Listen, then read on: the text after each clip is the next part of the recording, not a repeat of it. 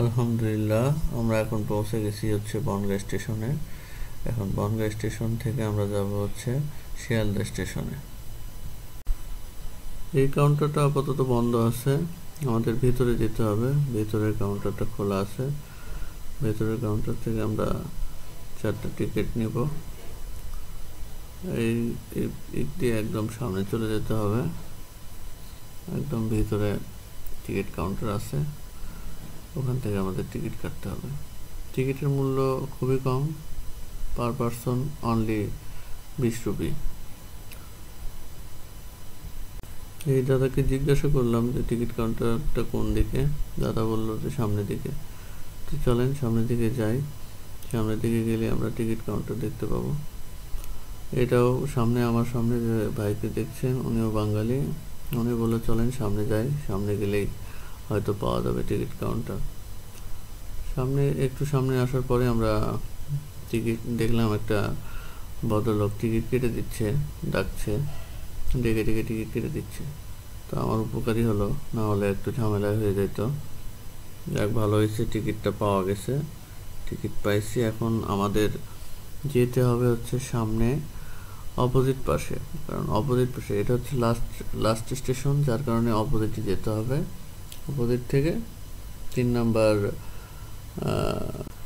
নম্বর platform থেকে আমাদের ট্রেনটা ছাড়বে। এটা হচ্ছে বনগাঁ লোকাল। বনগাঁ থেকে ডিরেক্ট আপনার শিয়ালদা পর্যন্ত যায়। শিয়ালদা হচ্ছে লাস্ট স্টেশন, আর এটার এদিকে হচ্ছে লাস্ট স্টেশন হচ্ছে বনগাঁ। বনগাঁ থেকে শিয়ালদা। টিকিট মূল্য অনলি 20 রুপি। আমাদের যে ট্রেনটা ছিল সেটা সম্ভবত একটু নতুন, যার কারণে ট্রেনের সিট বলেন সব কিছু সুন্দর ছিল। ইন্ডিয়াতে একটা বিষয় দেখলাম, সেটা হচ্ছে যে এরা ইন্ডিয়ার লোকজন ট্রেনটাকে খুব বেশি প্রাধান্য দেয়। ট্রেনটাই তারা বেশি ইউজ করে সব জায়গাতেই।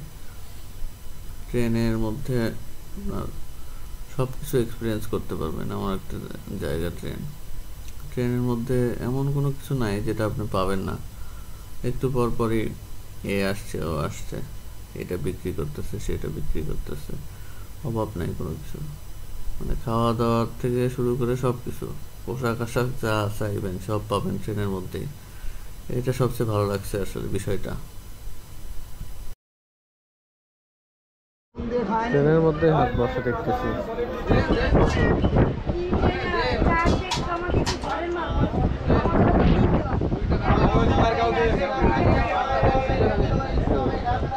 একজনের পর একজন